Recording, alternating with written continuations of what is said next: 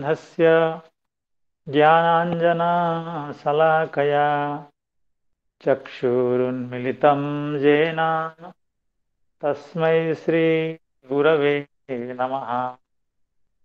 श्रीचैतन्यमनोभीष्टं स्थापितं येन भूतले स्वयं रूपः कदा मह्यं ददाति स्वपदान्तिकम्। वन्देऽहं श्रीगुरो श्रीयुतपदकमलं श्रीगुरून् वैष्णवांश्च श्रीरूपं साग्रजातं सहगणरघुनाथान्वितं तं सजीवम् साद्वैतं सावधूतं परिजनसहितं कृष्णचैतन्यदेवं श्रीराधा कृष्णपादान् सहगणललिता श्रीविशाखान्वितांश्च। हे कृष्णा करुणा सिन्धो दीनबन्धो जगत्पते गोपेश गोपिका कान्त राधाकान्त नमोऽस्तुते। तप्तकाञ्चन गौराङ्गी राधे वृन्दावनेश्वरी वृषभानुसुते देवी प्रणमामि हरिप्रिये। नमो महावदान्याय कृष्णप्रेम प्रदायते कृष्णाय कृष्णचैतन्य नाम्ने गौरत्विषे नमः। वाञ्छाकल्पतरुभ्यश्च कृपासिन्धुभ्य एव च पतितानां पावनेभ्यो वैष्णवेभ्यो नमो नमः। जय श्रीकृष्ण चैतन्य प्रभो नित्यानंद श्री अद्वैत गदाधर श्रीवासादि गौरभक्त वृंद। हरे हरे कृष्ण कृष्ण कृष्ण हरे हरे हरे राम हरे राम राम राम हरे हरे। नमो विष्णुपादाय कृष्णप्रेष्ठाय भूतले श्रीमते भक्तिवेदांत स्वामिन्निति नामिने। नमस्ते सारस्वते देवे गौरवाणी प्रचारिणे निर्विशेष शून्यवादी पाश्चात्य देशतारिणे। यं ब्रव्रजन्तमनुपेतमपेतकृत्यं द्वैपायनो विरहकातराजुहाव पुत्रेति तन्मयतया तरवोऽभिनेदो तं सर्वभूतहृदयं मुनिमानतोऽस्मि।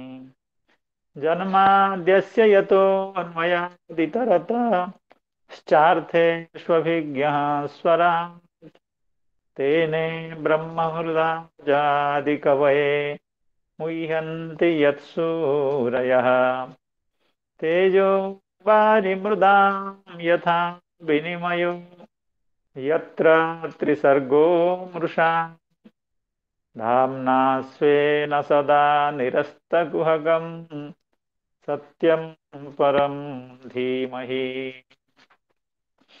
दुस्सह प्रेष्ठविरह तीव्रतापधुता शुभाः ध्यानप्राप्ताच्युताश्लेषा निर्वृत्या क्षीणमङ्गलाः तमेव परमात्मानं जारबुद्ध्या अपि सङ्गताः जहुर्गुणमयं देहं सद्यः प्रक्षीणबन्धनाः।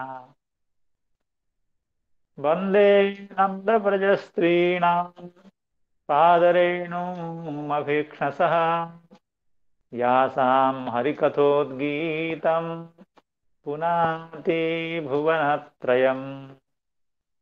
तो आज की इस सुबह की कथा में समवेत एवं हम लोगों के साथ संयुक्त समस्त वैष्णवजनों, संतजनों, भक्तजनों एवं श्रीमद् भागवत कथा रस पिपासु सुधीजनों को मैं अपना विनम्र प्रणिपात निवेदन कर रहा हूँ।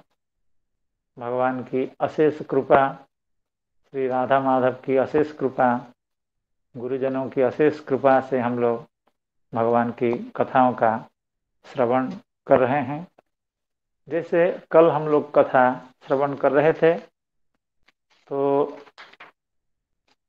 हम लोग ये श्रवण कर रहे थे ये जो 2 श्लोक हैं, दुस्सह प्रेष्ठ विरह तीव्रतापधुता शुभा ध्यान प्राप्ता चिता श्लेष निर्वृत्या क्षीण मंगला। तो धुता शुभा, इसका यह अर्थ हुआ, अर्थात पहले तो अर्थ था कि उनके पाप नष्ट हो गए और उनके पुण्य भी नष्ट हुए, क्षीण मंगला। लेकिन श्री चक्रवर्ती पाद के अनुसार यह अर्थ है उनके अशुभ नष्ट हो गए, अर्थात उनका जो प्राकृत शरीर था, कुछ गोपिकाएं ऐसी थीं जिनका शरीर प्राकृत भी था कुछ अंश में और कुछ अंश में अप्राकृत भी था। सभी गोपिकाओं की यह स्थिति नहीं थी। कुछ गोपिकाएं थीं जिनका शरीर अंशतः प्राकृत था और अंशतः अप्राकृत था।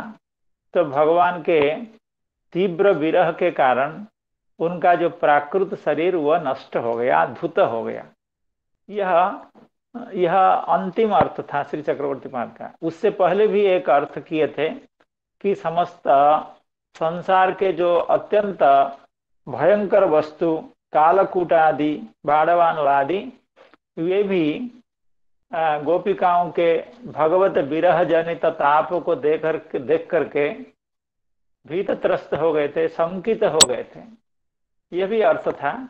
लेकिन अंतिम अर्थ के रूप में हम लोगों ने यह श्रवण किया कि गोपिकाओं का जो अशुभ था, अर्थात उनका जो आंशिक रूप से प्राकृत शरीर था, उसका विनाश हो गया। और निर्वृत्या क्षीण मंगला, इस जगह पर निर्वृत्या अक्षीण मंगला ऐसा अर्थ हुआ था। अर्थात उनका जो मंगलमय शरीर, अर्थात जो चिन्मय शरीर, वह अक्षीण हो गया। अक्षीण का मतलब है परिपुष्ट हो गया, अर्थात वर्धित हो गया। इसकी चर्चा पहले हो चुकी है कि भगवत प्रेम की वृद्धि के साथ, भगवत प्रेम के विकास के साथ शरीर की चिन्मयता, बुद्धि, मन आदि की चिन्मयता बढ़ती है एवं जो भी उसमें शरीर में प्राकृत अंश होते हैं वे नष्ट हो जाते हैं। प्रेम ऐसा कराने वाला है। तो उसी प्रसंग में मौसल लीला की बात आई थी, अर्थात जदुवंश संहार की लीला आई थी।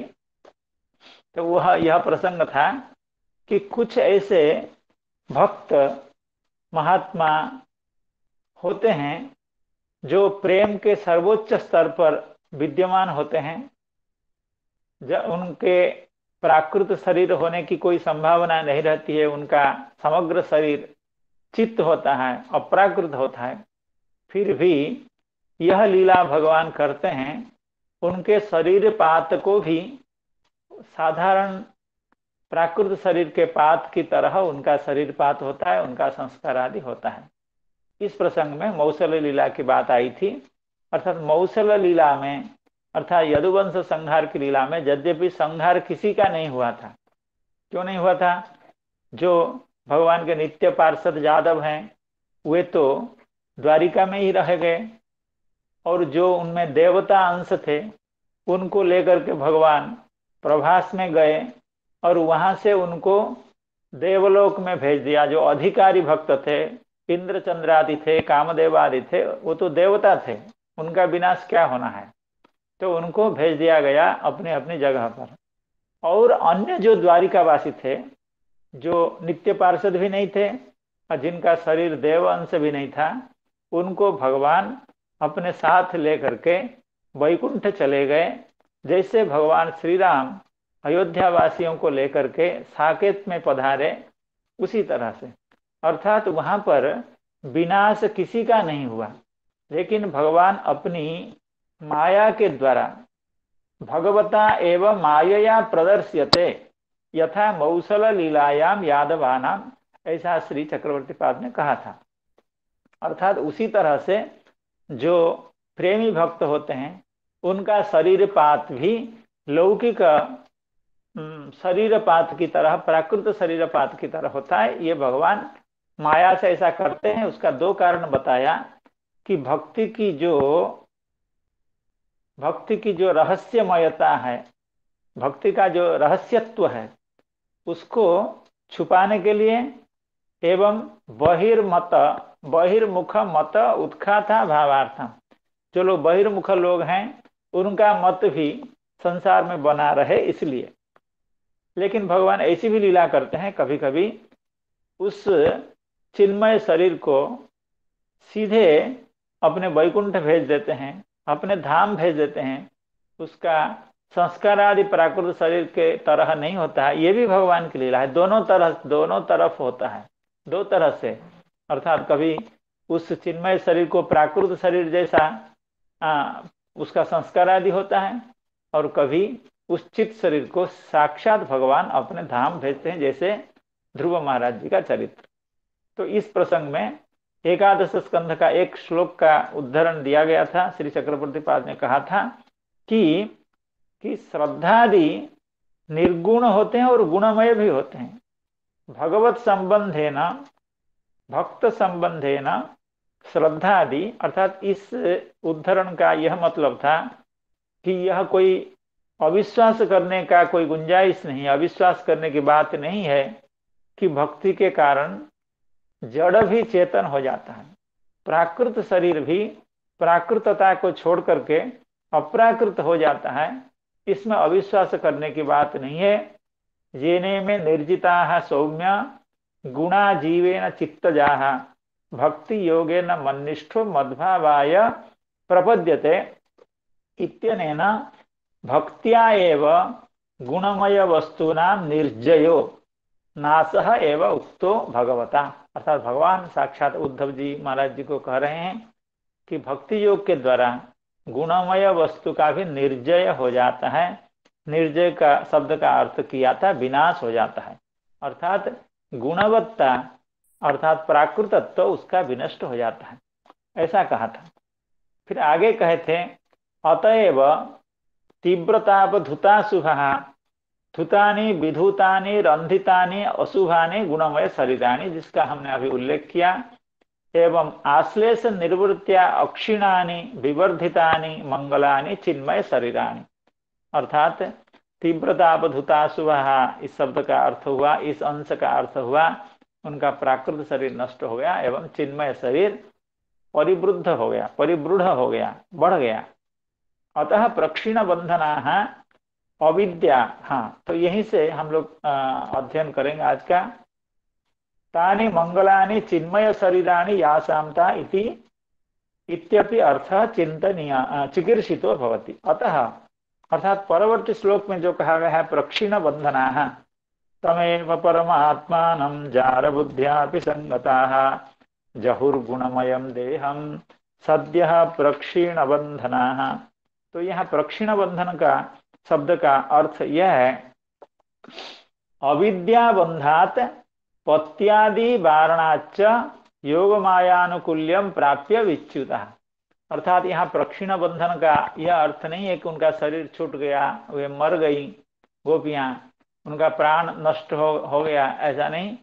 उनके जो बंधन थे, दो तरह से बंधन थे।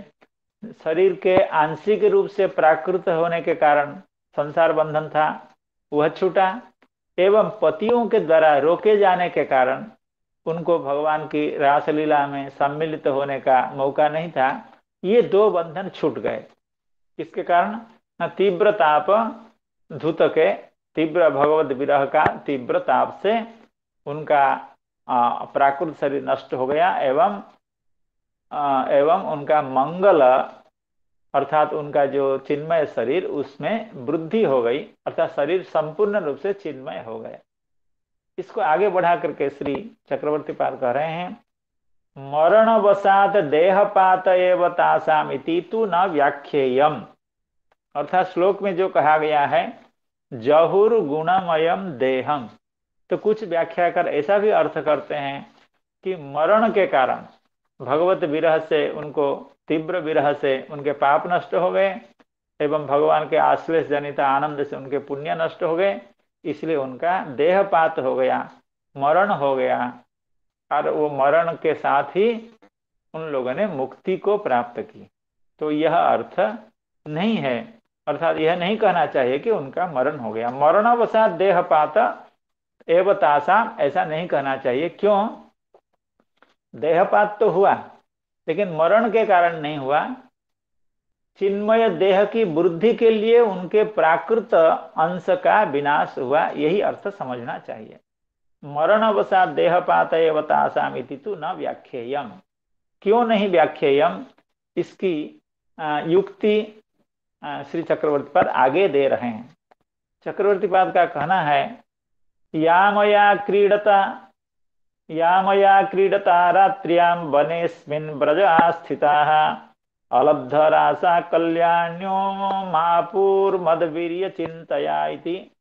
भगवद वाक्ये कल्याण्यः इति पदोपादानात् पतिकृत वारणात् मद विरह संतापाच्च स्वदेहांस्तदा जिहासूनामपि तासां परममंगल रासोत्सवारंभे मरणस्य अमंगलस्य मद अनभिप्रेतत्वात् ताः कल्याणवत्य एव अभवन इति भगवत अभिप्रायात्। देखिए, जब कंसवध के बाद एवं भगवान के सांदीपनि महर्षि के पास विद्या ग्रहण के पास मथुरा में वापिस आ गए हैं, तब आपने उद्धव महाराज जी को भेजा कि हे उद्धव, आप ब्रज में जाइए, वृंदावन में जाइए, एवं जो गोपियां मेरे विरह से अत्यंत व्याकुल हैं उनको आश्वासन दीजिए कि मैं फिर से आऊंगा, या हमारे साथ उनका मिलन फिर भी होगा। इस तरह की बहुत सारी बातें श्री भगवान ने संदेश दे करके भेजा है। तो वहां कहा है, यत्त्वहं भवतीनां वै दूरे वर्ते प्रियो दुर्सां मनसः सन्निकर्षार्थम मदनुध्यान काम्यया। तो बहुत सारी बातें भगवान ने उद्धव जी को अत्यंत अंतरंग बातें बता करके उनको ब्रज में भेजा है कि आप जाकर के समझाओ। वहां भगवान जब संदेश देते हैं, एक बात ये कहे हैं, या मया क्रीडता रात्रियां, ये ध्यान देने योग्य है, या मया क्रीडता रात्रियां वनेस्मिन् व्रज आस्थिताः अलब्ध रासा कल्याण्यो मापुर मद वीर्य चिंतया। अर्थात जैसे हम लोग यहाँ पढ़ रहे हैं अभी ये दो श्लोक, उसी तरह की बात भगवान वहां भी कह रहे हैं। या मया क्रीडता रात्रियां वनेस्मिन् व्रज आस्थिताः, अर्थात जब, हे उद्धव जी, जब हम ब्रज में रासलीला कर रहे थे उसमें अलब्ध रासा, कुछ गोपिकाएं ऐसी थीं जिनको रास की प्राप्ति नहीं हुई थी, वे अलब्ध रास थे। और मापुर मद वीर्य चिंतया, और वे हमारे वीर्य की चिंता करती हुई, अर्थात मेरे ऐश्वर्य की चिंता करती हुई, मेरे माधुर्य की चिंता करती हुई, मेरे वैशिष्ट्य की चिंता करती हुई कल्याण्यः मापुः, अर्थात मुझे वे लोग प्राप्त हो गई। तो इस श्लोक में एक शब्द है कल्याण्यः। कल्याण्यः ये शब्द है। श्री चक्रवर्ती पाद का कहना है, जब भगवान कह रहे हैं वे कल्याणियां थी एवं हमारी चिंता से, हमारे व्यक्तित्व की चिंता से, हमारे माधुर्य सौंदर्य की चिंता से वे गोपियां हमको प्राप्त हुई और वो कल्याणी थी, तो इसका यह अर्थ नहीं है कि उनका देहपात हो गया, अर्थात अलब्ध रास है, उनको रास में प्रवेश नहीं मिला, रास में आने नहीं दिया गया, लेकिन वे कल्याणियां थी एवं हमको प्राप्त हुई। तो इसका यही अर्थ होता है, श्री चक्रवर्ती पाद कह रहे हैं, जब भगवान साक्षात कह रहे हैं कल्याण्य, अर्थात ये कल्याणियां थी, तो कल्याणी देखिए भगवान कह रहे हैं कि हम रास का आरंभ करने जा रहे हैं और वृंदावन की कुछ कुछ गोपियां घर से निकल करके हमारे रास में सम्मिलित होने के लिए आ रही हैं। अगर उस समय उनकी मृत्यु हो जाए, उनका शरीर छूट जाए, उनका मरण हो जाए, तो हमारा रास इतना जो पवित्र आ, कर्म है, पवित्र लीला है, हमारी समस्त लीलाओं में, ब्रज की समस्त लीलाओं में सर्वश्रेष्ठ लीला जो रास लीला है, उसके आरंभ में कई गोपियों की मृत्यु हो जाए और वो कल्याणी हो जाए, तो वो, तो हमारी भगवत्ता ही क्या रह जाएगी? तो हम भगवान किस लिए हैं? अगर उनकी मृत्यु हो गई तो फिर हम भगवान, तो भगवान क्या है? भगवान तो जो सर्वसमर्थ हैं, तो उनकी भक्ताओं का, उनके पवित्र लीलाओं का, पवित्रतम लीलाओं के आरंभ में उनका देहपात हो जाए, मरण हो जाए, ये संभव नहीं है। तो उसी बात को चक्रवर्ती बात कह रहे हैं, या मया क्रीडता रात्र्यां वनेस्मिन् ब्रज स्थितः अलब्धरासः कल्याण्यो मापुर्मद वीर्य चिंतया इति भगवत वाक्ये कल्याण्य इति पदोपादानात्, अर्थात भगवान ने कहा ये कल्याणियां थी, तो कल्याण्य इति पदोपादानात् पतिकृत वारणात् मद विरह संतापाच्च। चक्रवर्ती पाद इसकी युक्ति दे रहे हैं, अर्थात वो कल्याणियां थी, कल्याणी थी, यद्यपि पतियों ने उनका वारण किया और मद विरह का उनको भारी संताप था, स्वदेहांग सदा जिहासु नाम अपी, और वो अपना शरीर त्याग करना भी चाहती थी, क्यों रास में उनको आने नहीं दिया जाता है, घर में ही रोक लिया जाता है, और पति पति उनके वारण करते हैं, और मेरा विरह का जो संताप है, दुख है, वो भी तीव्र से तीव्रतर हो रहा है। इसलिए वे गोपियां स्वदेहांग सदा जिहासु नाम अपी, वे चाहती थी कि अपना शरीर को छोड़ दें। फिर भी तासाम परम मंगल रासोत्सवारंभे मरणस्य अमंगलस्य, यह जो रासोत्सव है, रास लीला है, यह हमारी लीलाओं में सर्वश्रेष्ठ लीला है। तो परम मंगल रासोत्सवारंभे, अभी रासोत्सव शुरू ही नहीं हुई तो कई गोपियों का शरीर पात हो गया, मरण हो गया, ये संभव नहीं है। परम मंगल रासोत्सवारंभे मरणस्य अमंगलस्य मत अनभिमतत्वात्, अर्थात वे तो गोपियां चाहती हैं कि शरीर त्याग कर देंगी क्योंकि उनको इतना विरह हो रहा है, लेकिन मैं कैसे भला उसका सहन कर सकता हूं? मैं तो कभी नहीं स्वीकार कर सकता हूं कि उनका मरण हो जाए। इसलिए मरणस्य अमंगलस्य मत अनभिमतत्वात्, मेरे द्वारा अनभिमत है, उनकी मृत्यु मेरे द्वारा स्वीकार्य नहीं है। अनभिमतत्वात् ताः कल्याणवत्यः एव अभवन्, ये जो श्लोक में कल्याण्य शब्द है, अलब्ध आशा कल्याण्यो, तो मृत्यु तो उनकी होने की कोई बात ही नहीं है, कोई संभावना भी नहीं है, बल्कि वे कल्याणवती हो गई। कल्याणवती हो गई का क्या मतलब है? ना इति भगवत अभिप्रायात, अर्थात कल्याणवती हो गई, अर्थात उनका जो शरीर में जो प्राकृत अंश था वो तीव्र विरह के कारण नष्ट हो गया, एवं वे संपूर्ण, उनका शरीर अप्राकृत हो गया, अर्थात मृत्यु की कोई बात ही नहीं है।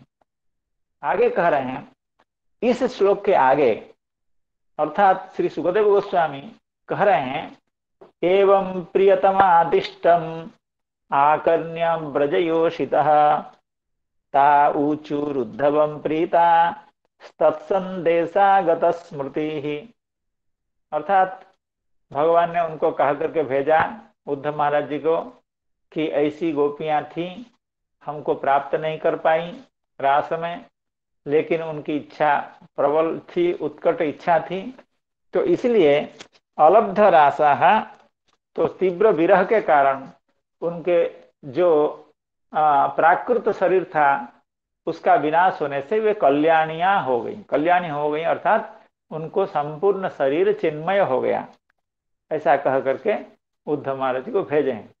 तब उद्धव महाराज जी जब आकर के यहाँ सब बातें सुनाई हैं गोपियों को, सभी बातें उद्धव महाराज जी ने सुनाई। सुनाने के बाद श्री सुखदेव गोस्वामी कह रहे हैं, एवं प्रियतमादिष्टम आकर्ण्य। प्रियतम कौन है? भगवान श्री कृष्ण है।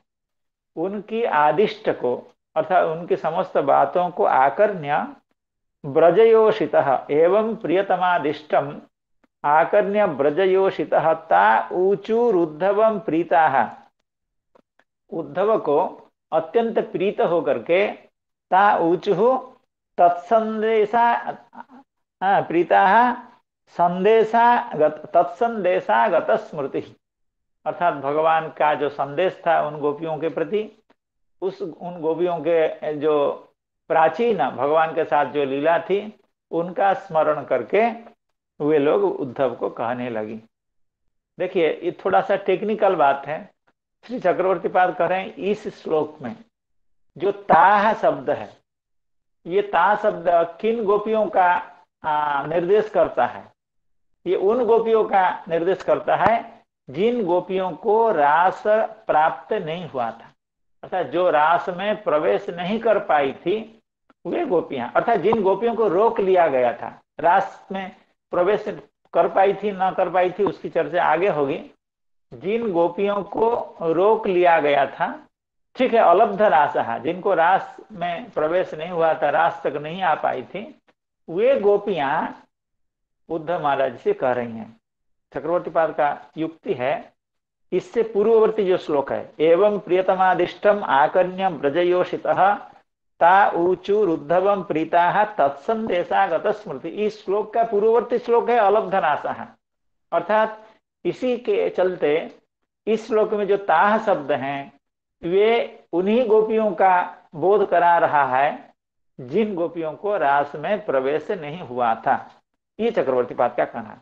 इसका यह मतलब हुआ कि रासलीला समाप्त हो गई है, भगवान अभी मथुरा में हैं, कंस वध हो चुका है, भगवान का अध्ययन आदि होकर के गुरु गृह से प्रत्यावर्तन भी हुआ है और भगवान अभी मथुरा में लीला कर रहे हैं और उद्धव महाराज जी को भेजे हैं वृंदावन में, ब्रज में भेजे हैं। और ब्रज में जब आकर के भगवान की बातों को उद्धव महाराज जी सुनाते हैं, तब जिन गोपियों को रास में प्रवेश नहीं हुआ था वे गोपियां उद्धव महाराज जी को कुछ कह रही हैं। इसका क्या मतलब हुआ? इसका मतलब हुआ जिनको रास में प्रवेश नहीं हुआ था उनकी मृत्यु हो गई थी, ऐसी बात नहीं है। अगर मृत्यु हो गई होती तब अभी उद्धव महाराज जी से उनकी बात कैसे होती? तो इस सूत्र को लेकर के चक्रवर्ती पाद कह रहे हैं मृत्यु होने का तो सवाल ही नहीं है, उनका प्राकृत शरीर नष्ट हो गया था, वे चिन्मय शरीर विशिष्ट हो गई थी। इसी बात को कहने के लिए इन दो श्लोकों का उद्धरण श्री चक्रवर्ती पाद दे रहे हैं। अलब्धरासा कल्याण्यो महापूर्मद्वीर्य चिंतया इति भगवद्वाक्ये कल्याण्यः इति पदोपादानात् पतिकृत वारणात् मद विरह संतापाच्च स्वदेहांस्तदा जिहासूनामपि तासां परम मंगल रासोत्सवारंभे मरणस्य अमंगलस्य मद अनभिप्रेतत्वात् ताः कल्याणवत्य एव अभवन् इति भगवद अभिप्रायात् तथा ताऊचुरुद्धवं प्रीताः तत्संदेशागत स्मृति इति सुखवाक्याच्च ताऊचुः, अर्थात कौन गोपियां उद्धव महाराज जी को कह रही हैं? न याह पूर्वम अलब्ध रासाः, अर्थात जिनको रास में प्रवेश नहीं हुआ था, रास तक नहीं आ पाई थी, अंतर्गृह निरुद्धा आसन इत्यर्थ, अर्थात रासलीला के समय में जो गोपियां अंतर्गृह में पति के द्वारा या भाई के द्वारा या गुरुजनों के द्वारा रुद्ध हुई थी, वे अब उद्धव जी से बात कर रही हैं। इसका यह मतलब हुआ, स्पष्ट अर्थ यही है कि उन गोपियों का शरीर त्याग नहीं हुआ था, उनका मरण नहीं हुआ था। इसलिए इस श्लोक का अर्थ जहुर गुणमयम देहम, इस श्लोक का अर्थ ये कभी नहीं हो सकता है कि उस समय उनका मरण हो गया था। बस इतना अर्थ है। उनका जो गुणमय देह था, उनका जो प्राकृत अंश था शरीर का, वही नष्ट हुआ। तेना मरणम विनैव ताह गुणमयान देहान जहुरीति। चक्रवर्ती पाद उसको समझा रहे हैं, बिना मरण के उनका जो प्राकृत अंश था वो नष्ट हो गया। विरह तीव्रता पर अंधिता तासाम गुणमय देहा गुणमयत्वं परित्यज्य चिन्मयत्वं ध्रुवादीनामिव प्रापुः एष एव देह त्याग इति अर्थ अवगम्यते। जहुर गुणमयम देहम, इस अंश का यही अर्थ समझना चाहिए श्री चक्रवर्ती पाद के अभिप्राय से। विरह तीव्रता पर अंधिता, अर्थात विरह, तीव्र विरह के द्वारा उनके शरीर परिपक्व पक गया, अर्थात अग्नि से जैसे दग्ध होता है उसी तरह से हो गया। इसलिए तासाम गुणमय देहा गुणमयत्वम परित्यज्य चिन्मयत्वम, गुणमयत्व को छोड़ करके गुणमयत्व का त्याग करके ध्रुवादीनामिव प्रापुः, अर्थात जैसे ध्रुव महाराज जी जैसे भक्तों का शरीर साधना के द्वारा चिन्मय हो गया था, उसी तरह से गोपियों का शरीर भी प्राकृतत्व को परित्याग करके संपूर्ण रूप से चिन्मय हो गया था। तथा अत्र देखिए एक बात और भी कह रहे हैं, बहुत अच्छी बात कह रहे हैं, थोड़ा सा ध्यान देने की बात है, थोड़ी जटिलता है इसमें। तथा अत्र अलब्ध विनिर्गमः इति तत्र ब्रज आस्थितः इति, अर्थात यहाँ पर जो दो श्लोक हम पढ़ रहे हैं उसका जो प्रथम उसके जो पहला श्लोक है 9 नंबर श्लोक है, उसमें कहा गया है अंतर्गृहगता काशीद गोप्यो लब्ध विनिर्गमः, अर्थात अलब्ध विनिर्गमः, अर्थात उनको जाने नहीं दिया गया। तो यहाँ कहा गया है तथा अत्र अलब्ध विनिर्गमा इति तत्र ब्रज आस्थितः इति, या मया क्रीडता रात्र्यां वनेस्मिन् ब्रज आस्थितः, अर्थात जब उद्धव महाराज जी को भगवान भेज रहे हैं तब यह बात कर रहे हैं, अर्थात दोनों बातें मिल जाती हैं। अर्थात कुछ गोपियां ऐसी थी वो घर से नहीं निकल पाई थी। या मया क्रीडता रात्र्यां वनेस्मिन् ब्रजे आस्थितः अलब्ध रासः, ये कहा गया। इसका मतलब है कि कुछ गोपियों को घर में रोक लिया गया था। वे यहाँ के प्रसंग से भी स्पष्ट होता है, 29 अध्याय का जो प्रसंग है और 47 अध्याय में जो प्रसंग है उद्धव महाराज को जब भेज रहे हैं वहां भी वही बात हो रही है। इसलिए चक्रवर्ती पाल कह रहे हैं तथा अत्र अर्थात इस 29वें अध्याय के 9 नंबर श्लोक में अलब्ध विनिर्गमा इति और तत्र का मतलब 47 अध्याय के 47वें अध्याय के जो 37 नंबर श्लोक है वहां जो ब्रज आस्थित कहा गया है, ये दोनों बातें मिल जाती हैं। अर्थात कुछ गोपियां घर से नहीं निकल पाई थी। तथा अत्र ध्यान प्राप्ता च्युता श्लेष, यहाँ पर कहा गया है ध्यान प्राप्ता च्युता श्लेष निर्वृत्या क्षीण मंगलः, और वहां के प्रसंग में कहा गया है मापुर मद वीर्य चिंतया, अर्थात हमारे वीर्य की चिंता कर रहे थे, हमारा ऐश्वर्य का, हमारा सौंदर्य का, हमारा व्यक्तित्व की चिंता गोपियां कर रही थी। और यहाँ भी कहा गया है ध्यान प्राप्ताच्युत, तो ये भी बातें मिल जाती हैं। अर्थात कुछ गोपियों का घर से न जाने दिए जाने की बात है एवं हमारे तीव्र चिंता करने की बात है। ये दोनों बातें यहाँ के प्रकरण से और वहां उद्धव जी को जो भेजा गया प्रकरण वहां मिल जाता है।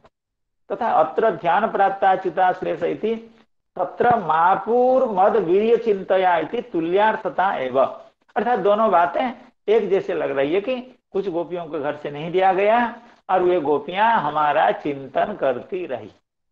यहाँ तक चक्रवर्ती पाल कहने के बाद एक विशेष बात कर रहे हैं, किंतु अत्र संगता इति, लेकिन जहां पर अमेल है, अर्थात जहां पर बातों में थोड़ा सा भेद है, नहीं मिल रहा है, वो ये है क्योंकि यहाँ पर अर्थात 29वें अध्याय के रास के आरंभिक जो अध्याय में यहाँ कहा गया है संगताः तमेव परमात्मानं जार बुद्ध्यापि संगताः।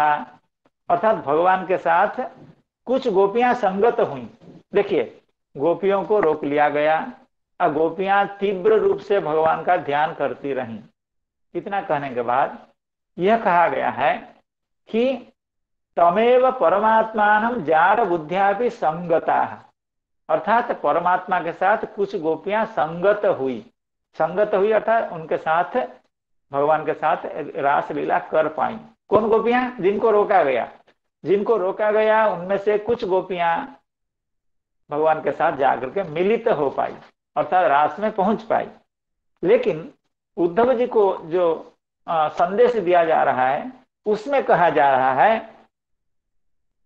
अलब्ध रासाः, अर्थात कुछ गोपियां ऐसी थी जिनको रास में प्रवेश नहीं हो पाए। अर्थात दोनों बातें कही गई हैं। उनको अपने घर में रोक लिया गया, इसमें कोई संदेह नहीं। यहाँ दोनों के प्रसंग से एक ही बात सिद्ध होती है, और यह भी बात सिद्ध होती है कि उन लोगों ने, गोपियों ने तीव्र ताप का अनुभव किया एवं हमारा ध्यान किया, ये भी बात मिल जाती है। लेकिन अमेल बात नहीं मिलती है इस बिंदु पर कि गोपियां कुछ तो अलब्ध रासा है और कुछ संगता है। अर्थात कुछ गोपियां भगवान के साथ मिल गई आकर के रास में, और कुछ गोपियां रास प्राप्त नहीं कर पाई। इस सूत्र को लेकर के श्री चक्रवर्ती पाद आगे कह रहे हैं, किंतु अत्र संगता इति तत्र अलब्ध रासा इति अर्थभेद दर्शनात् एव अंतर्गृह निरुद्ध गोपी नाम द्वैविध्यम व्याख्यातम। अर्थात जिन गोपियों को अंतर्गृह में, घर में रोक लिया गया था, वे गोपियां दो तरह की हैं। कैसे?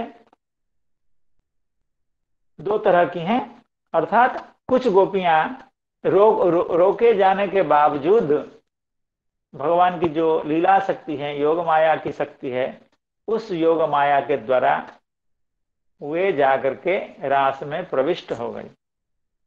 और कुछ गोपियां रास में प्रविष्ट नहीं हो पाई, योग माया के द्वारा भी रास में उनको प्रवेश नहीं कराया पाया गया।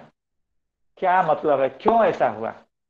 उस बात को श्री चक्रवर्ती पाद एक अत्यंत सुंदर लौकिक उदाहरण दे करके समझाने की कोशिश कर रहे हैं। उदाहरण तो बहुत चमत्कार है और उसको हम लोग समझने की कोशिश करेंगे। यथा सप्ताष्टानां फलानां सम्यक पाके अवगते सति आम्रवृक्षोऽयं पक्वफलः इति ज्ञात्वा सर्वाण्येव फलानि वृक्षात् अवचित्य गृहम् आनीयन्ते। आनीय च यानि यानि समुचितकालेन सौरकिरणादिना च सौरभ्य सौरस्य सौकुमार्या बन्ति राज्ञो भोगार्हाणि रोचकानि जातानि तानि फलानि विचक्षण परिजनेन परिष्कृत्य समये राज्ञो भोगाय परिकल्प्यन्ते।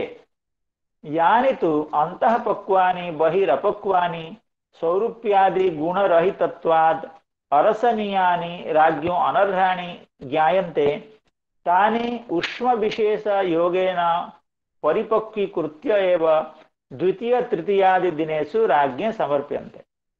चक्रवर्ती पाद कहते हैं, कोई व्यक्ति जो राजा का परिकर है, राजा का सेवक है, तो राजा के किसी आम के पेड़ में जब आम लगते हैं तो उस आम में जब परिपक्व की दशा आती है, तो ऐसा होता है कि आम के पेड़ एक ही दिन में सभी आम तो नहीं पकते हैं, बारी बारी से पकते हैं, कुछ आगे पकते हैं, कुछ बाद में पकते हैं। लेकिन जब दिखता है कि हाँ कुछ आम पक गए हैं, 2, 4, 10, 50 आम पक गए हैं, तो वो परिकर समझ जाता है कि आम अब पक गया है, इस आम को उतार लेना चाहिए। तो वो क्या करता है, पूरे आम को उतार लेता है पेड़ से। ऐसा किया जाता है। धान जब काटते हैं, खलिहान क्या नाम, खेत से जब धान करते हैं, वहां भी ऐसा ही होता है पूरे सभी आम 100% पक गए हों तब निकाला जाता हो, या धान 100% पक गया हो तभी निकाला जाता हो, ऐसी बात नहीं है। उसमें कुछ धान जब पता चल जाता है कि हाँ पक गए हैं तब उसको निकाल लिया जाता है। तो उसी तरह से जब कुछ आम पक जाते हैं तो वह मालिक, वो जो सेवक क्या करता है, उन सभी आमों को उतार लेता है। उतार करके क्या करता है, अपने राजा के जो स्टोर हाउस है उसमें रखता है। उसमें चुन चुन करके 2-4 आम, 8-10-50 आम जो अच्छे पके हुए होते हैं, बहुत सुस्वादु होते हैं, देखने में सुंदर होते हैं, जिनकी सुगंध भी बहुत अच्छी होती है, ऐसे जो अतिशय तक पक्कू हो जाते हैं उन आमों को लेकर के वह व्यक्ति राजा को देता है, महाराज आप इसकी सेवा करिए। तो फिर बाकी जो आम बच जाते हैं उन आमों को क्या करता है, वो सौर किरण आदि उसको धूप में देता है, या उसको कार्बाइड देता है, कार्बाइड नहीं देता होगा, कोई और व्यवस्था जो प्राचीन व्यवस्था थी वैसे करके उसको पकाता है। तो उसको फिर 3-4 दिन के बाद या 2-3 दिन के बाद फिर बाकी आम में से कुछ आम को देता है। कुछ आम ऐसे भी होते हैं थोड़ी देर के बाद, 4-5 दिन 8 दिन के बाद पकते हैं। तो बारी बारी से उन आम को लेकर के वह महाराज जी को, राजा को अर्पित करता है। ठीक उसी तरह की बात यहाँ भी है। कुछ गोपिकाएं तो हैं जो जन्म सिद्ध गोपिकाएं, देखिए पहली तो बात है कि वृंदावन की लीला है। वृंदावन में जो नित्य सिद्ध गोपियां हैं, अर्थात भगवान के जो नित्य परिकर जो गोपियां हैं, उनके बारे में यह बात नहीं कही जा रही है।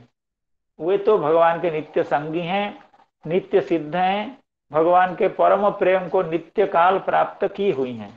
उनके बारे में यह नहीं बात कह जाए।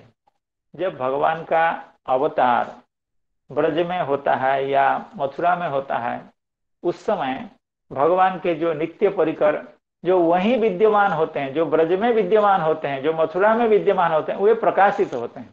भगवान भी प्रकाशित हैं, भगवान भी नित्य ब्रज में विराजमान होते हैं, वे प्रकाशित होते हैं, और उनके जो नित्य परिकर हैं वे प्रकाशित होते हैं। लेकिन पूर्व जन्म में जो कुछ ऋषि महर्षि, जैसे श्री रामायण में बताया गया है, भगवान श्री रामचंद्र का दर्शन करके उनके प्रति उनका अंग संग प्राप्त करने की इच्छा बहुत ऋषियों को हुई थी, तो लेकिन यह संभव नहीं था। तो भगवान ने कृपा की थी कि अगले जन्म आपके साथ मेरा संबंध होगा। तो ऐसे जो ऋषि महर्षि बहुत युग युग से तपस्या कर रहे थे, उनका भी अवतार ब्रज में भगवान के नित्य परिकरों के साथ हुआ है। तो उन ऋषियों के बारे में यह बात कही जाती है कि कुछ ऋषि तो जन्म मात्र से ही चिन्मयता, अप्राकृतता या सिद्धि उनमें आ गई थी, अर्थात वे साक्षात भगवान को प्राप्त करने के समर्थ थे, अर्थात रास में सीधे जाने के समर्थ थे। लेकिन कुछ ऋषि महर्षि ऐसे थे जिनके अंतःकरण तो सर्वतोभावेन परिष्कृत हो चुका था, लेकिन उनके शरीर में कुछ प्राकृतता थी। उस प्राकृतता को कुछ दिन के बाद दूर किया गया। और कुछ गोपियां ऐसी भी थी जिनका अंतःकरण में भी थोड़ी अपरिपक्वता थी, शरीर में भी कुछ अपरिपक्वता थी, तो उनको थोड़ा सा रुकना पड़ा। अर्थात श्री चक्रवर्तीपाद का इस प्रसंग में कहना है कि रास का जब शुभारंभ हुआ, भगवान के जो नित्य भक्त हैं, नित्य पार्षद हैं, नित्य गोपियां हैं, वे तो बेरोक टोक की चली गईं, क्योंकि वो तो चित्त हैं, चित्त स्वरूपा हैं, उनको रोकने का सामर्थ्य किसको होगा। इसलिए वे बेरोक टोक भगवान के साथ रास में चली गईं। कुछ गोपियां ऐसी थी जो जो जो जो जो जन्म से ही सिद्ध थी, अर्थात जन्म से ही वे अपराकृत थी, प्रकृति के अधीन नहीं थी। वे भी भगवान की जो नित्य परिकर गोपियां हैं उनके साथ, उनके पीछे पीछे वे भी चली गईं। लेकिन कुछ गोपियां ऐसी थी जिनको कुछ अपरिपक्वता, प्रेम की परिपूर्णता अभी नहीं थी। किसके? ना शारीरिक रूप से नहीं थी, अर्थात आंतरिक रूप से तो वो प्रेम परिपूर्ण थे, शारीरिक रूप में उनकी प्राकृतता कुछ अंश में अभी भी थी। तो वे गोपियां उनकी प्राकृतता का नष्ट होने के कारण, अर्थात उनको जब तीव्र विरह हुआ, अर्थात भगवान की जो नित्य परिकर गोपियां चली गईं, और उसके बाद जो जन्म सिद्ध चिन्मय भाव को जिन ऋषियों ने प्राप्त किया था, वे तो चली चली गई गोपियां। उसके बाद जो जिनके शारीरिक रूप से जिनका चिन्मयता अभी परिपूर्ण विकसित नहीं हुई थी, उनको रोक लिया गया। लेकिन उनका भी तीव्र ताप के कारण उनकी भी जो प्राकृतता थी वो नष्ट हो गई, वे भी चली गई। लेकिन और एक दो कोटि की गोपियां थी जिनकी प्राकृतता पूरी तरह से उस रात को नष्ट नहीं हो पाई थी, अर्थात जिस रात को रास का शुभारंभ हुआ, उस रात को उनका संपूर्ण रूप से परिपूर्ण प्रेम का प्रकाश नहीं हुआ था, इसलिए उनको एक दो रात रोक लिया गया। अर्थात वे पहले रास के एक दो रात तक वो नहीं जा पाई, वो बाद में जा पाई। इसी बात को श्री चक्रवर्ती पाद कह रहे हैं आम के उदाहरण देकर के। कुछ आम तो उतारने के समय में ही परिपक्व हो जाते थे, कुछ आम को 2-3 दिन के बाद परिपक्वता मिलती थी, कुछ आम को और आगे की परिपक्वता मिलती थी। इसका अभी श्री चक्रवर्ती पाद उदाहरण से समझाएंगे। उदाहरण तो दे दिए, अब प्रकृति में गोपिकाओं के साथ कैसे यह उदाहरण बैठता है उसको समझाएंगे। मैं एक बार और उसका पाठ करता हूं। यथा सप्ताष्टानां फलानां सम्यक् पाके अवगते सति आम्रवृक्षोऽयं पक्वफलः इति ज्ञात्वा सर्वाण्येव फलानि वृक्षात् अवचित्य गृहम् आनीयन्ते, आनीय च यानि यानि समुचितकालेन सौरकिरणादिना च सौरूप्य सौरभ्य सौरस्य सौकुमार्यवन्ति राज्ञो भोगार्हाणि रोचकानि ज्ञातानि तानि फलानि विचक्षण परिजनेन परिष्कृत्य, अर्थात उस आम का परिष्कार करके समये राज्ञो भोगाय परिकल्प्यन्ते, यानि तु अंतः पक्वानि बहिः अपक्वानि सौरूप्यादि गुणरहितत्वात् अरसनीयानि राज्ञः अनर्हाणि ज्ञायन्ते, तानि उष्म विशेष योगेन परिपक्वीकृत्यैव द्वितीय तृतीयादि दिनेषु राज्ञे समर्प्यन्ते। तथैव, अब प्रकृति की बात करें, तथैव गोकुले, गोकुल में जनितानाम मुनिचराणाम, अर्थात गोकुल में जो मुनिचर, अर्थात पूर्व जन्म में तो वे ऋषि मुनि थे, वे अब भगवान की लीला का आस्वादन करने के लिए भगवान की कृपा से गोकुल में जनित हैं, उत्पन्न हैं। मुनिचरीणाम गोपीनाम मध्ये याः प्राकृत गुणमय शरीरतां परित्यज्य प्रथममेव शुद्ध चिन्मयीभूत शरीराः अजनीषत। तो उन गोपिकाओं में जो गोपिकाएं शुरू से ही प्राकृत गुणमय शरीर को छोड़ करके शुद्ध चिन्मय भूत हो गई थी, ताः पुरुषांतर अस्पृष्टाः, ये आगे बात बता रहे हैं। देखिए, जो नित्य सेविकाएं हैं, नित्य गोपिकाएं हैं, वे तो पुरुष स्पृष्ट नहीं है, अर्थात उनका शादी विवाह आदि नहीं था, क्योंकि वो योग माया की कृपा से, योग माया के सामर्थ्य से, इच्छा से, संकल्प से उन गोपिकाओं के साथ पुरुष संबंध नहीं था। और इन गोपिकाओं के साथ भी पुरुष संबंध नहीं था। किन गोपिकाओं के साथ? ना जो जन्मतः, जन्म से ही शुद्ध चित स्वरूप में विद्यमान थी, ताः पुरुषांतर अस्पृष्टाः श्री योग मायया नित्य सिद्धा भी गोपी भी सहैव अभिसारिता। तो योग माया ने क्या किया कि जो भगवान की नित्य सिद्ध गोपियां हैं, नित्य परिकर हैं, उनके साथ इनको भी भेज दिया। अर्थात जो ऋषि जन्मना सिद्ध हो गई थी, जो गोपियां जन्मना सिद्ध हो गई थी, अर्थात पूर्व जन्म में तपस्या करके ऋषियों के रूप में पहले थी, अभी गोपी के रूप में जन्म ग्रहण की हैं, वे भी भगवान के नित्य परिकरों के साथ, नित्य गोपिकाओं के साथ वे भी चली गई, उनको भी किसी ने नहीं रोका। नित्य सिद्धा भी गोपी भी सहैव अभिसारिता। यास्तु, ये दो कोटियां हो गई, एक भगवान के नित्य सहचरी और दूसरी गोपियां हैं जो पूर्व जन्म में तो ऋषि थे वो लोग, और अभी गोपी के रूप में प्रादुर्भूत हुई हैं, लेकिन जन्म से ही वे शुद्ध चित स्वभाव के हैं, उनमें प्राकृतता का कोई संपर्क नहीं है, वे भी भगवान के नित्य परिकर गोपियों के साथ चली गई। यास्तु बहिः गुणमय शरीर वत्य, ताह बहिः गुणमय शरीर वत्य, अर्थात उनका अंतरात्मा तो चिन्मय हो गया था, लेकिन उनका जो बाह्य शरीर, उस बाह्य शरीर का गुणमयत्व परिपूर्ण रूप से अभी खत्म नहीं हुआ था। बाह्य गुणमय शरीरवत्य ताः अपि श्री कृष्ण विरह औष्ण्य प्रापणया गुणमय शरीर भाव त्याजनया एव, क्योंकि विरह के कारण, ये उदाहरण दिया जाता है विरह का, विरह में जैसे विरह अग्नि से परिपक्व होता है, उसी तरह से इन गोपियों का भगवान से जो विरह, रासलीला में जाने की अनुमति नहीं, उस विरह से उनके शरीर में जो ताप उत्पन्न हुआ, आम के साथ भी वैसा ही उदाहरण दिया था कि उसको परिपक्व करने के लिए सूर्य सौर किरण आदि के द्वारा उसको परिपक्व किया जाता है।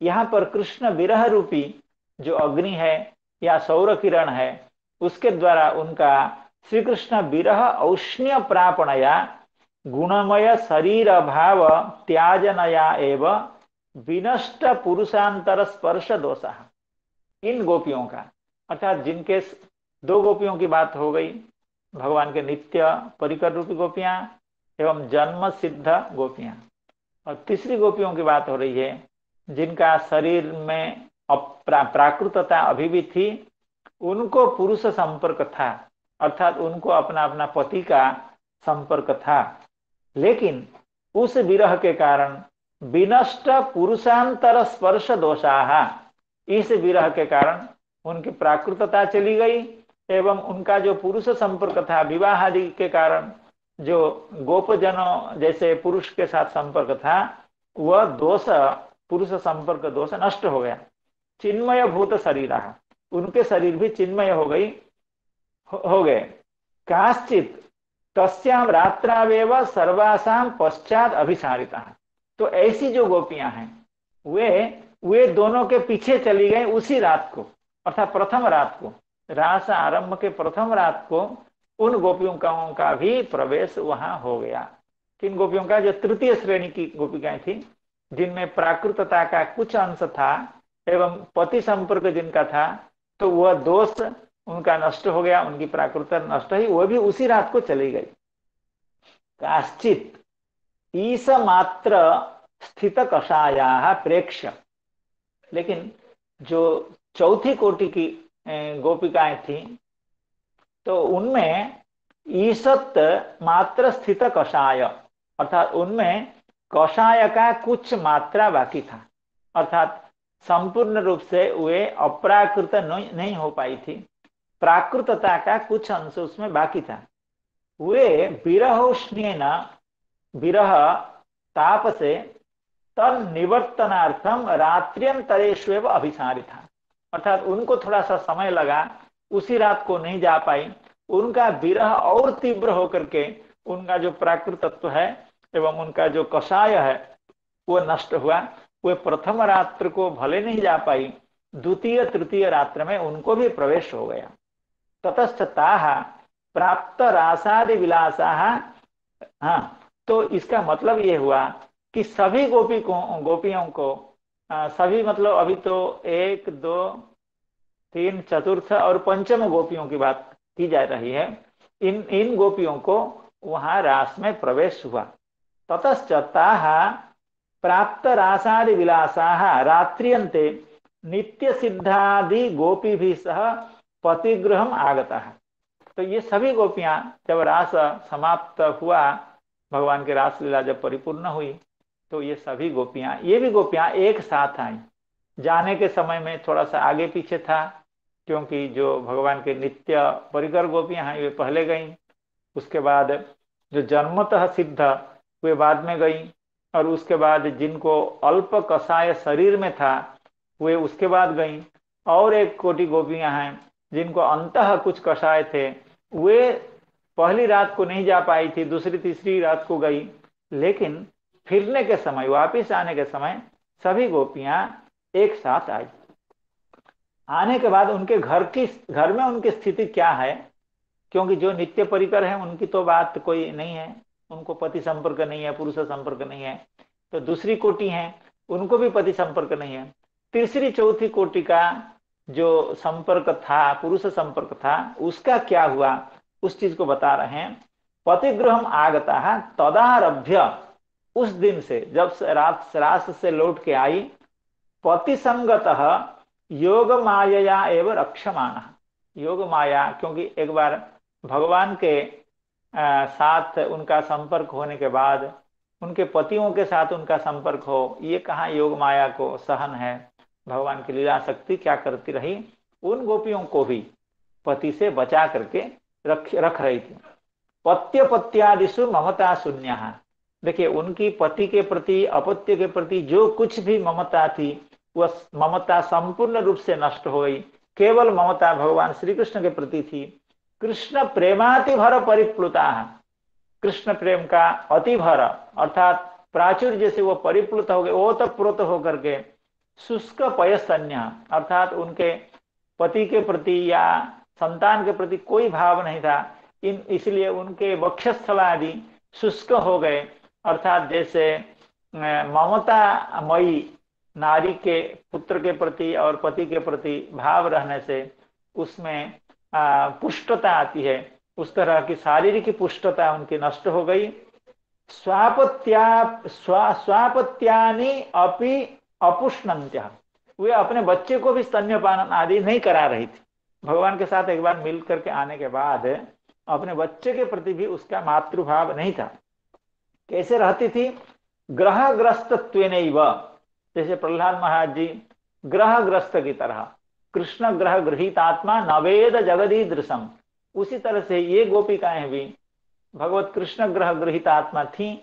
वे जगत को, अपने पुत्र को, अपने पति को उस तरह से पहले जैसे नहीं देख रही थी। तद बंधु भी प्रतीयन्ते स्म इति सर्वम अनवत्यम। तो जो श्लोक में हम लोग शुरू किए थे, दुस्सह प्रेष्ठ विरह तीव्रता बथुता शुभा, अर्थात उनका पाप नष्ट हो गया, उनका पुण्य नष्ट हो गया, उनका मरण हो गया, वे मुक्ति पा गई, इस तरह की व्याख्या जो कुछ लोग कर रहे हैं वो व्याख्या सही नहीं है। यही श्रीमद् भागवत की मोहिनीत्व है, यही मोहिनीत्व है। इसका असल तात्पर्य, इसका मूल तात्पर्य इस तरह का है। यह चक्रवर्ती पाद का अभिप्राय है। अन्य तो कुछ लोग कहते हैं अंतर्गृह निरुद्धा अपि नापत्यवत्य, जैसे अभी चक्रवर्ती पाद ने बताया अंतिम जो गोपिकाएं थी उनको अपत्यादि थी, लेकिन उनकी अपत्य ममता भगवान के मिल करके आने के बाद नहीं रही, वो ममता नष्ट हो गई थी। लेकिन कुछ और व्याख्याकार ऐसे हैं, वे कहते हैं ये कोई भी जो अंतर्गृह में अवरुद्ध थी गोपिकाएं, ये किसी को भी अपत्यादि नहीं थे। अन्य तो अंतर्गृह निरुद्धा अपि नापत्यवत्य, अर्थात उनको अपत्य नहीं थे। अग्रिम ग्रंथेषु अपत्यादि शब्द ही कहा कि अगर अपत्य नहीं थे तो कैसे कहा गया है अपत्य आदि की बात कही गई है। कैसे भगवान ने भी कहा मातरः पितरः पुत्रा भ्रातरः, मातरः पितरः पुत्रः, आपकी माएं, आपके पिता, आपके पुत्र आपको ढूंढ रहे होंगे, ऐसा भी कहा। और गोपिकाओं ने भी खुद कहा यत्पत्यपत्य सुहृदा मनुवृत्तिरंग स्त्रीणाम स्वधर्म इति धर्म विदात्वयोक्तम अस्त्वेवमेतदुपदेश पदे त्वयि से प्रेष्ठो भवांस्तनुभृताम किल बंधुरात्मा। अर्थात इन गोपियों के अपत्य होने की चर्चा भगवान ने भी की है, गोपिकाएं भी स्वतः स्वीकार कर रही हैं। तो उसकी क्या गति है? अगर आप कहते हैं इन गोपियों के कोई संतान नहीं थी तो फिर इस तरह की चर्चा कैसे है? तो कहते हैं अग्रिम ग्रंथेषु अपत्यादि शब्द ही सपत्नी पुत्र, अर्थात उन गोपियों का के पुत्र नहीं थे वो। अपत्य शब्द से उनकी सपत्नी पुत्र की बात कह गई है, पोष्य पुत्र की बात कही गई है, भ्रातृपुत्र की बात कही गई है। अंतर्गृह में अवरुद्ध गोपिकाएं वे पुत्रवती नहीं थी। इस तरह की व्याख्या किन लोगों ने की है, इस तरह की बात श्री चक्रवर्ती बात कर रहे हैं। देखिए, इसका मुझे कोई भी बोध नहीं था, आप लोगों की कृपा से मैंने कुछ इसका अध्ययन किया। इसमें संभव है, काफी संभावना है कि इसमें बहुत कुछ सिद्धांतगत त्रुटि विच्युतियां रही हों।